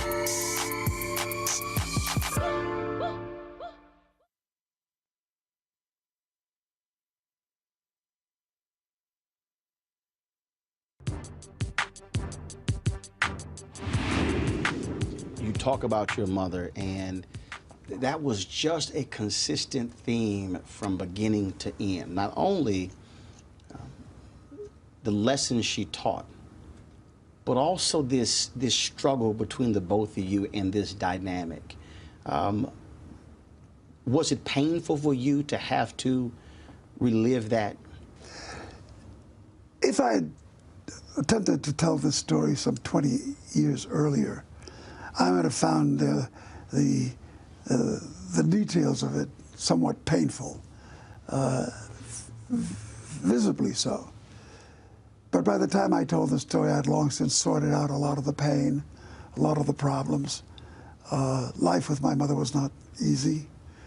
I didn't really come to understand her more fully until I'd gone through a whole period of psychoanalysis and began to look back into my life in greater detail to understand what were the things that really, what were her obstacles, what were the things that she had to overcome, and what price did we pay in her attempt to overcome these hurdles and these obstacles that were put before her. So when I told the story, I could do it with some sense of ease and with some sense of calm. But it has never been easy to talk about my mother. I didn't know when she passed away. When we finally found her, she was in a pauper's grave. We had to retrieve her body to identify her and put her in a place of rest that was more appropriate. But she made life very challenging. None of us seem to have been able to do anything that pleased her. She was in such a pained place as a woman, as an immigrant, and as a person of color. Now, here's what I find to be interesting. You talk about that pain and her being sort of locked in, and then you doing psychoanalysis And Terry Williams, in her book Black Pain, she talks about the importance of African Americans not being afraid to go to therapy. I think there's a particular stamp on the life of black people where they're afraid to expose their deepest feelings, because in those feelings resides a rage that's almost nuclear in its proportions to reality. Black people have always kept their pain in a silent place. On occasion, it erupts, and when it erupts, it usually erupts violently. And I think most of our culture, most of our lives are spent trying to contain that anger and to try to deal with life in some rational and productive way. It's not easy. And especially when it comes to talking about things that my particular brand of analysis came through the Freudian experience. And in order to understand a lot about your life, there is an aspect of the analytic application where you have to dig deep into your sexuality, into the conflicts of sexuality. And in the black community, we're overburdened with a lot of things that have to do with homophobia, with how we look upon others who may see life sexually different than we do. In my family, for instance, I had an uncle, the youngest of my family, who was gay. And I had another uncle who was stone gangster. He ran the numbers business in Harlem, highly regarded in that culture. His name was Lenny Love. He knew Bumpy Johnson. Bumpy Johnson was one of his agents in the street, one of his runners. And he was this macho guy. And every time we had a family dinner and my gay uncle showed up, my uncle Lenny went into an epileptic moment. He just kind of always choked on the fact that this person sitting across him had effeminate ways, had a style to his life, and had a humor that just didn't fit what he thought a real man should look like. And then what we also have is that whole notion of what constitutes a real man is I have multiple ladies, so therefore multiple children, so therefore so my manhood is defined by that. Yes, absolutely. That's all part of the game. So when I came upon the whole issue of analysis, I wasn't so much looking at how to identify my sexuality. I was looking at how to contain it and how to get away from those things that you constantly substituted sex for when you really have been dealing with issues on another level. It was an important period for me. So you get all of that in your history, all of that operating in your DNA, and it's a question of, okay, I need to figure out, how does this play a role in who I am? I found that necessity was most critical when I was diagnosed almost at the age of 70 with cancer. I was stunned by the examination and the results that they found when they took sampling. Is that because you were always healthy, you always took care of yourself and always fit? Absolutely. I'm in a culture where, you know, I ride horses with Sidney Poitier and shoot bad guys. I mean, the life in which we live, you sometimes feel that you are impervious. Right. You know, that nothing can touch you. And when they told me that I had cancer, it absolutely stunned me.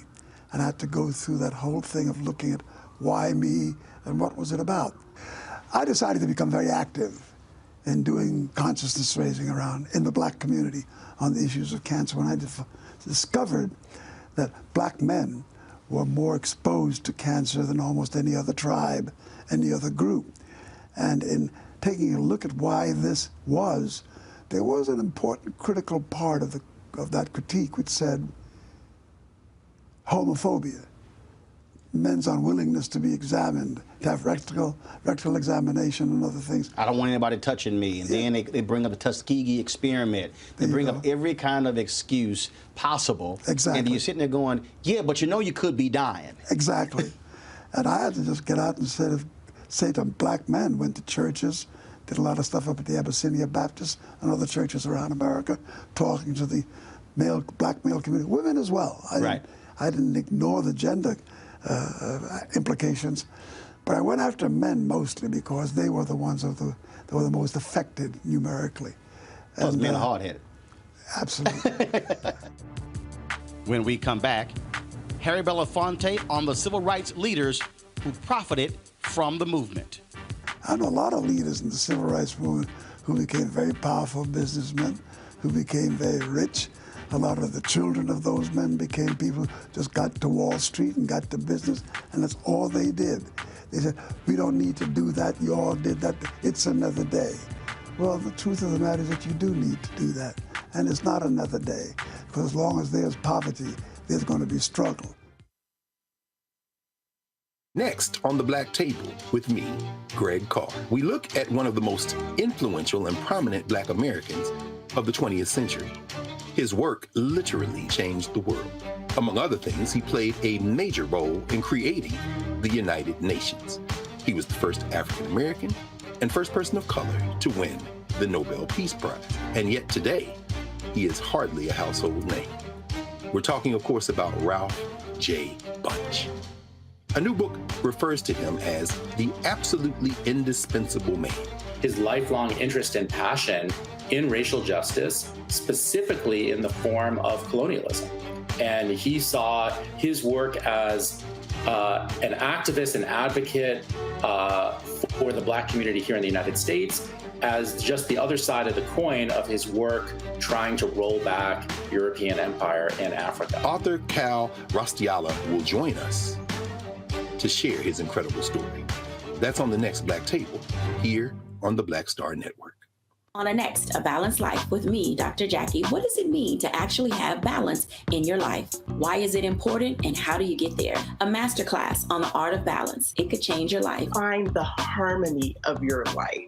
And so what beat can you maintain at a good pace? What cadence can keep you running that marathon? Because we know we're going to have, high levels, we're going to have low levels, but where can you find that flow, that harmonious pace? That's all next on A Balanced Life on Black Star Network.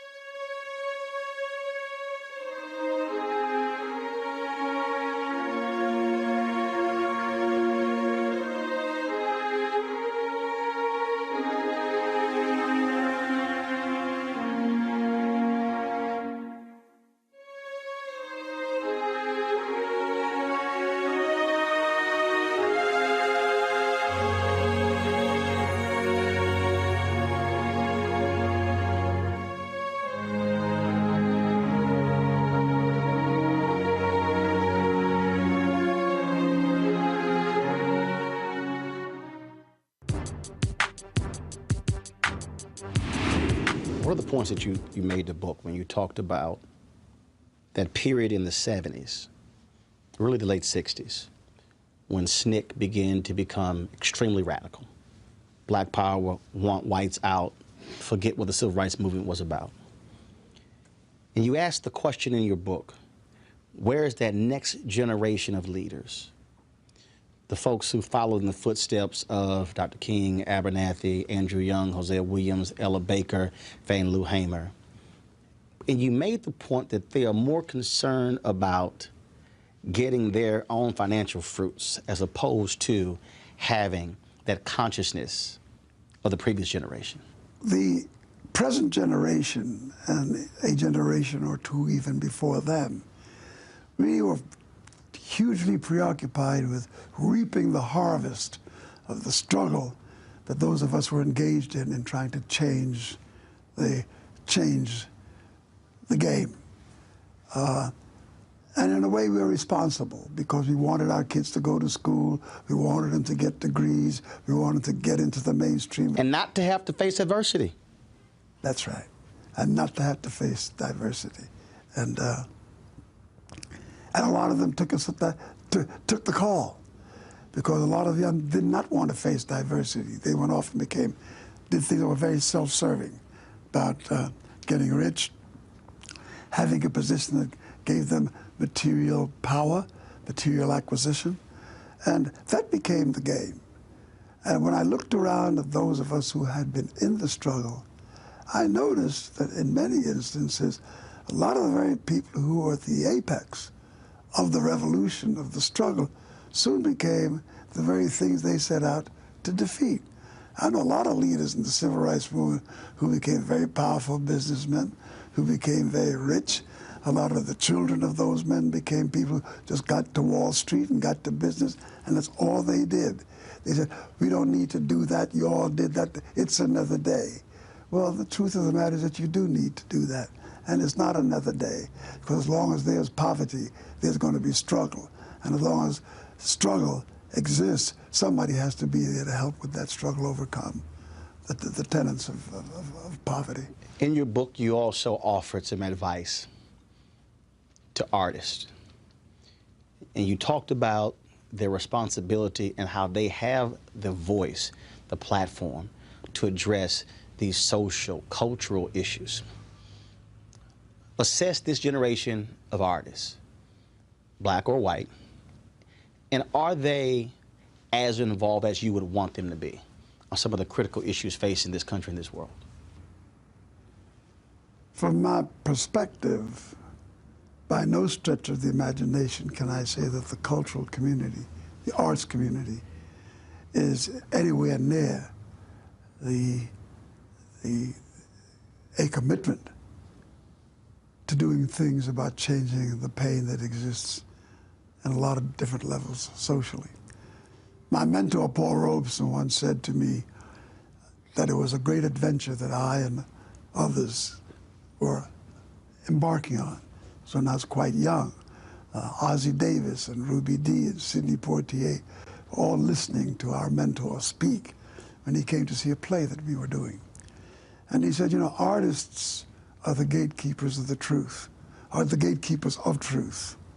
And it is through you that people are going to be instructed about not only where they came from, but where we should be going. And I think if you look at great art, if you look at art that is in the service of social need, you'll find that the greatness of literature, the greatness of the fine arts, painting, all those things came from men and women of consciousness who tried to better the plight of human beings. In that context, I've often looked upon the power that we have in what comes out of celebrity. When I first went to Japan to sing, and I found myself before 50,000 Japanese trying to sing the Banana Boat song, I really understood power. I said, my God, here I am in a strange place with a bunch of people that I didn't know anything about except adversarially because of the war. And I said, here they were singing my song. And what do you do with this platform besides harvest money? How do you use this platform to impart a sense of our common humanity? And I think art that does that has been art that serves us well. And in my generation, we had a large number of people that stepped to the plate, whether it was Bob Dylan and Joan Baez, or it was Richie Havens, or it was Josh White, or it was Lead Belly. I mean, a litany of people. Sidney Poitier, all the actors of the period that did what they did. It's always about moving the human family ahead. And I think that artists have that power, and they have the obligation to sending out information and to giving ideas and thoughts to people that will help enrich them and get them out of the quagmire in which we find ourselves. If we draw a line, we can draw a line from Robeson to Belafonte. Who do you connect or hand the baton to? Who can we draw that line with present day? Who is following in your tradition, who is following in Robeson's tradition? I think there are a number of artists, not just in America, but in other places in the world. I've seen a lot of artists out of Africa that I admire greatly because they get that message. They are creatures of social thought. I find a lot of people who nobody's heard of that I find singing in the rap culture, and I find the rap culture the most problematic for me because I think there was a form, a cultural dynamic that took place that was rooted in social protest, that was rooted in the message. And the minute somebody came along with the jingle and they saw that they could wrap gold around their necks and that the culture could go someplace else, we lost our path. So you saw that period where rap music was sort of like folk music, the music that you really got yourself wrapped into. Rap the songs music of the is folk music. Right. Because like my friend Brownie McGee would say, it has to be folk music, because I never heard a horse sing. Folks sing. Folks tell this. And what I found with the young guys up in the Bronx, Melly Mel, Africa Bombada, et al., were guys that came in protest, and instead of taking a 44 and blowing your brains out and shooting one another, they decided to get together and challenge each other through a cultural dynamic. That was a very healthy step for young people to take. But the merchants saw an opportunity to exploit this for gain, for profit, and corrupted the process. Up next, Harry Belafonte on the Reverend Dr. Martin Luther King Jr. and the struggle for civil rights. We never, ever lost a battle. I went back and took a look at the whole journey of the civil rights movement. We didn't win the war. We're still in the war. But we never lost a battle on the way. When you talk about blackness and what happens in black culture, we're about covering these things that matter to us, speaking to our issues and concerns. This is a genuine people-powered movement. There's a lot of stuff that we're not getting. You get it, and you spread the word. We wish to plead our own cause. Too long have others spoken for us. We cannot tell our own story if we can't pay for it. This is about covering us. Invest in black-owned media. Your dollars matter. We don't have to keep asking them to cover our stuff. So please support us in what we do, folks. We want to hit 2,000 people, $50 this month, raise $100,000. We're behind 100,000, so we want to hit that. Y'all money makes this possible. Checks and money orders go to P.O. Box 57196, Washington, D.C. 20037-0196. The Cash App is $RM Unfiltered. PayPal is R Martin Unfiltered. Venmo is RM Unfiltered. Zelle is Roland at RolandSMartin.com. On the next Get Wealthy with me, Deborah Owens, America's Wealth Coach, nurses are the backbone of the healthcare industry, and yet only 7% of them are Black. What's the reason for that low number?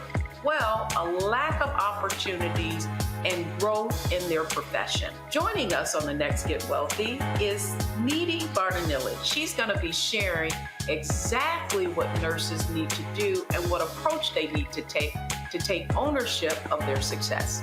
So the Black Nurse Collaborative really spawned from a place and a desire to create opportunities to uplift each other, those of us in the profession, to also look and reach back and create pipelines and opportunities for other nurses like us. That's right here on Get Wealthy, only on Black Star Network.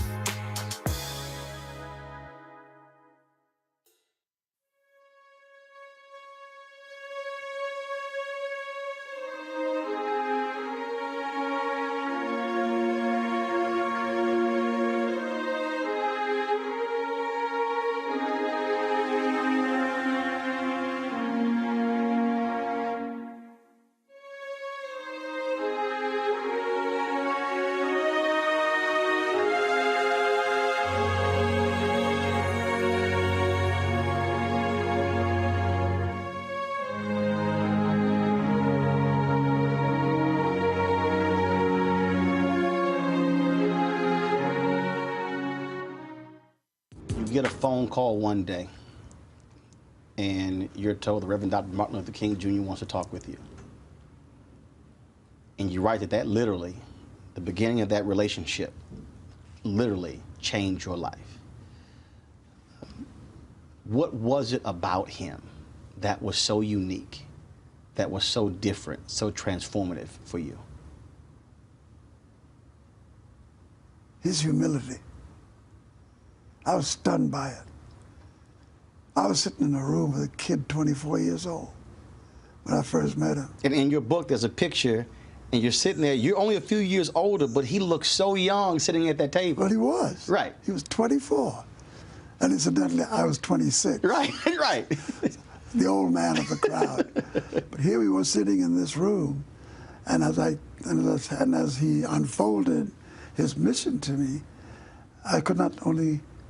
I had to handle the fact that he came with an inordinate intelligence and the way in which he phrased the things he had to say and his vision for them constantly evoked in me a great sense of challenge and a great sense of need and desire. Y'all was sitting there for 3 or 4 hours. That's right. And that's where I wanted to be. So in that context, I saw in him the model. I was wide open to violence. I'd come from it. I'd lived in it all my life and quite prepared to apply it at any given moment if my turf was invaded. You had a lot of that anger bored up inside of you. Yeah. The anger's still there, incidentally, because at Dr. King's instruction, he thought anger was a very, very important tool. He said, we first need to be angry at our plight before we will act upon changing our condition. So anger is a necessary force. It's not so much that you're angry, it's what you do with your anger that finally determines the importance of anger. And what I saw in him was a chance to use nonviolence as a weapon to change the conditions in which we lived. And as much as I would have liked to in the beginning poo-poo that idea, my first attraction to it was, I said, you know, tactically speaking, that's not bad. Tactically speaking, you are somewhat disarmed if when I give you love, you give me a slap in the face. Something is wrong with that equation. The onus is on us who are being attacked and those who are doing the attacking to change what they do. I've long said that one of the most underappreciated aspects of Dr. King, the Civil Rights Movement, is that people don't appreciate the strategizing. That it wasn't just, let's go out and take a march. In your book, you really get into the strategy of what's next and how long it'll take and what's the next step and who do we call and who do we work with here and here to make these things a reality. I think anybody who has the rebel spirit sees the mission in that context. Every time we won a campaign, and incidentally, I have to tell you, and I will be challenged by anybody who would like to challenge me, we never, ever lost a battle. I went back and took a look at the whole journey of the Civil Rights Movement. We didn't win the war. We're still in the war, but we never lost a battle on the way. So anybody who says, well, that was back then and that was when, I tell you that it's still applicable today. Because when I look at Egypt and Tunisia. Yeah, and I would look at Occupy Wall Street. Yeah, that's still us. Well, I see. To me, that's the poor people's campaign. That is the poor people's campaign, no question about it. And the fact that they have chosen to use nonviolence as the tactic by which to confront the oppressor is, to me, one of the cleverest of applications they could have picked, nonviolence. And in this context, I think what Dr. King gave us in this tool was something that I grew to believe in. I began to study nonviolence and its deeper tenets, and I think it's the best we could have. You saw young people really as that driving force of the movement. Is part of the problem today there was not that mechanism that stayed in place that was driven and directed by young people to pass on from one generation to the next? I have a conversation in the film with Mandela, and I say to him, somewhere along the line, we who were engaged in the struggle dropped the baton. We did not pass it on to the next generation.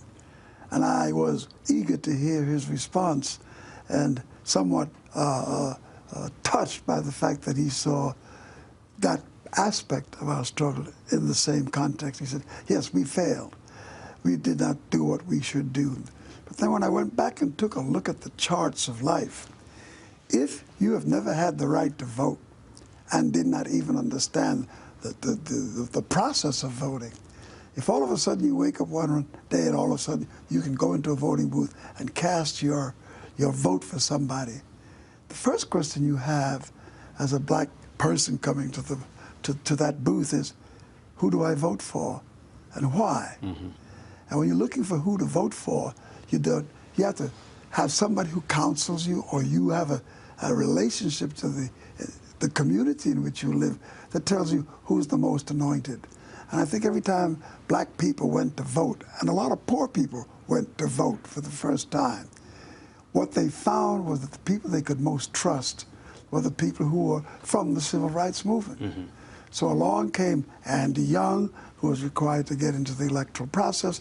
Along came Julian Bond, who was required to get into the electoral process. Along came John Lewis, who was required to... So all these civil rights leaders that came from these communities flocked to fill the next space that we had opened up for ourselves.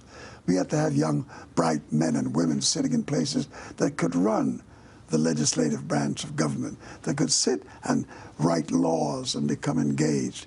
And once we got them into that position, we no longer had those people in the community servicing the growth and the counseling of young Turks coming up. So the grassroots infrastructure became the political infrastructure. Exactly. And there no longer was a grassroots infrastructure there to support what they'd already done. Exactly. We're just now getting back to that. And I think we're getting back to that in a very healthy way by what you see going on with Occupy Wall Street and going on in Oakland. It was very interesting to read you talk about the toll your work in terms of singing and acting, but also your commitment to causes had on your marriages and your family. I'm reading a book on Ella Baker and how she essentially, when she got divorced, she married the movement. Explain for folks, and you talked about it in the book, Dr. King as well, explain for folks really what the price families have to pay for freedom fighters to do what they do.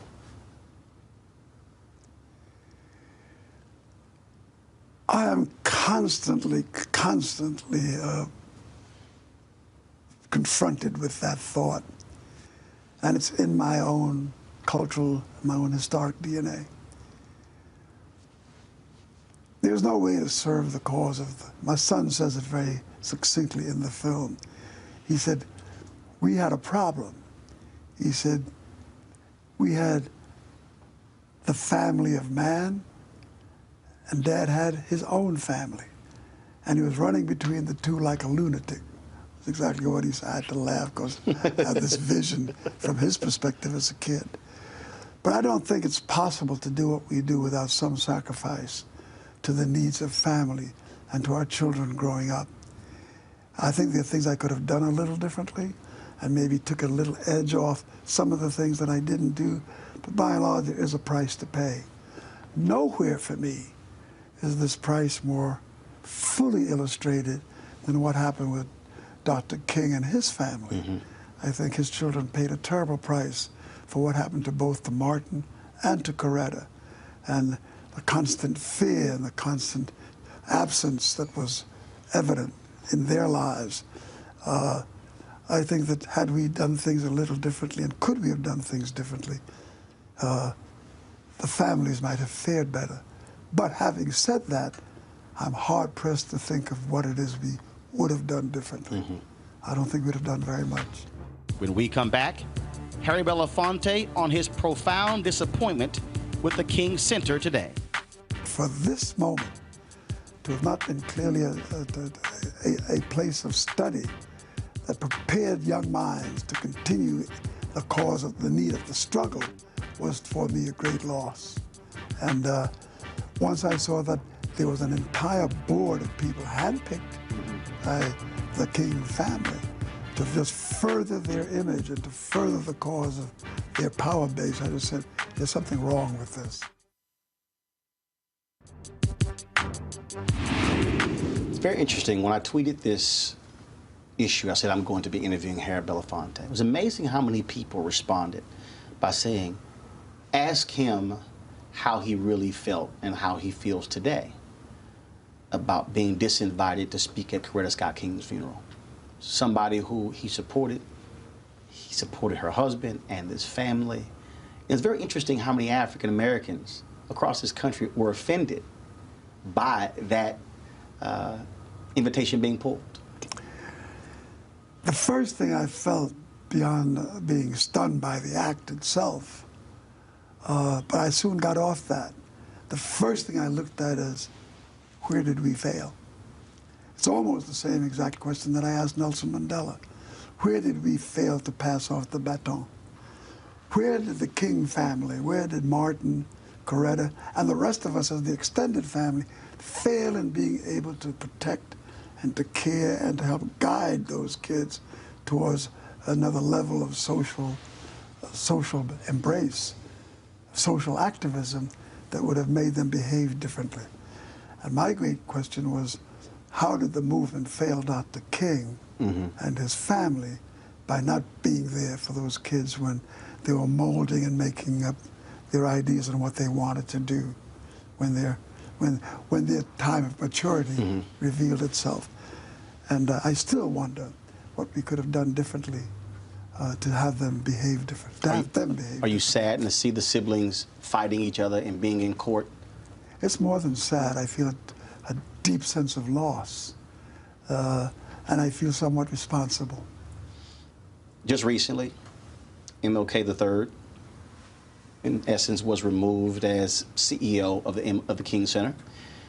They put his sister Bernice in as CEO. He then stepped down the following week as president, and he gave conflicting views. But while reading your book, you talked about being on the board of the King Center when it was first established. And you basically said, not only it didn't lose its way, it started off that way. And I always like to go back to when something goes wrong, can you go back to the beginning?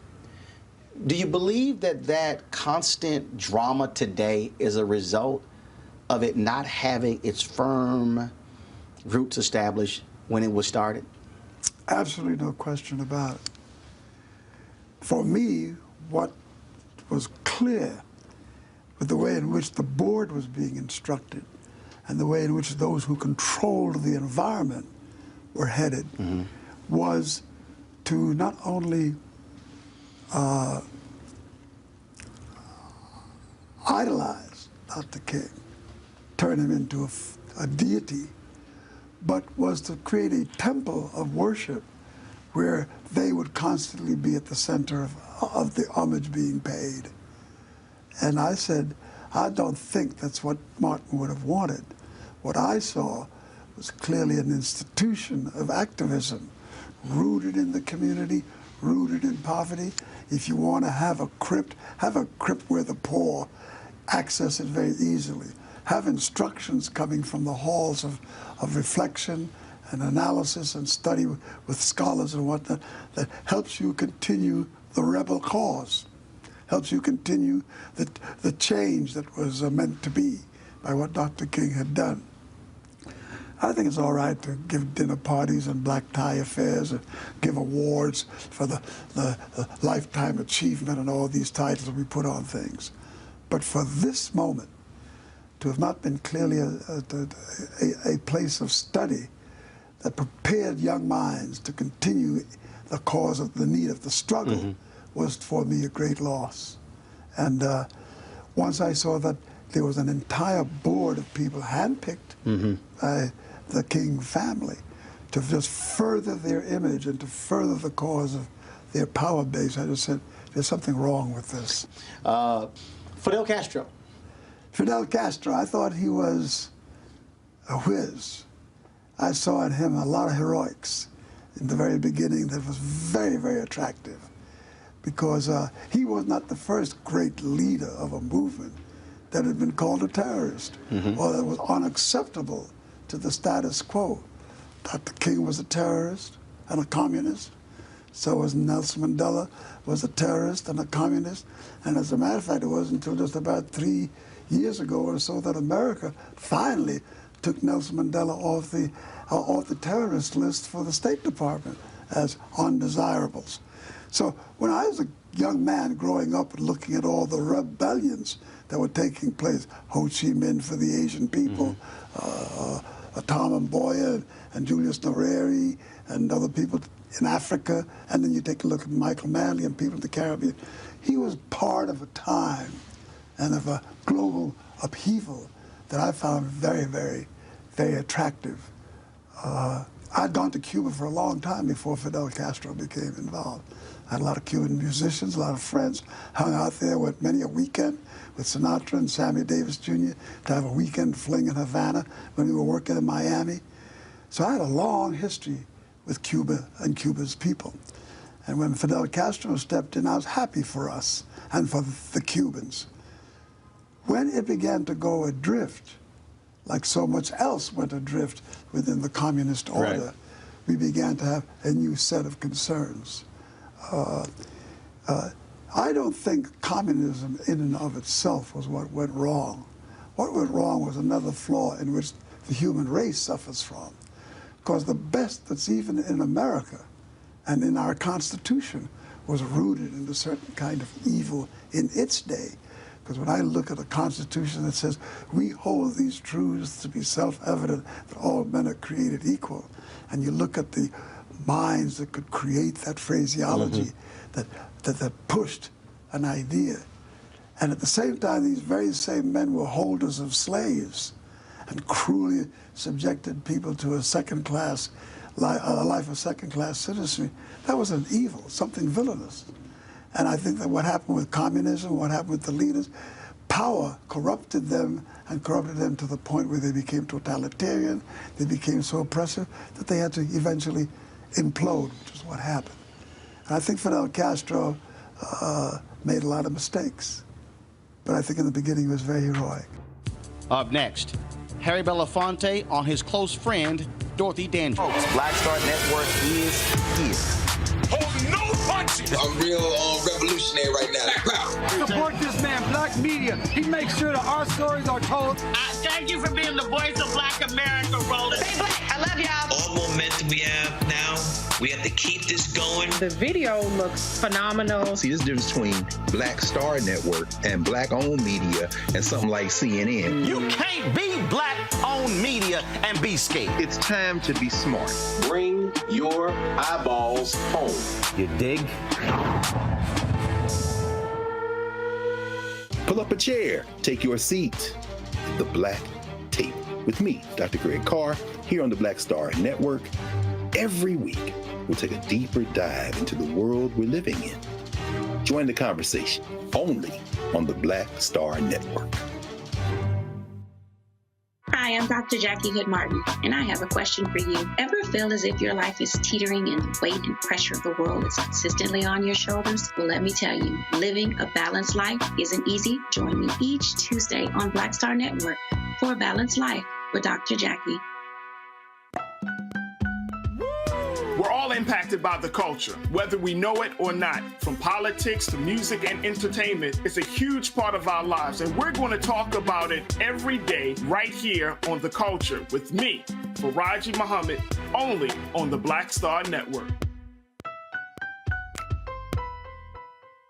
I'm Deborah Owens, America's Wealth Coach, and my new show, Get Wealthy, focuses on the things that your financial advisor and bank isn't telling you, but you absolutely need to know. So watch Get Wealthy on the Black Star Network.